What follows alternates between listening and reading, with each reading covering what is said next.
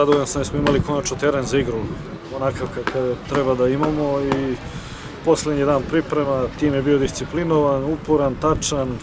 taj autogol nas je malo poremetio, dali smo sami sebi gol, imali smo još neke situacije, zasluženo pobedili. Nije to ni najbitnije, najbitnije su danas svi trčali dobro i da niko nije povređen i da smo završili ove pripreme svi zdravi, tako da sad imaju igrači 3 dana slobodno i onda nastavljamo sa pripremama za prvenstvo.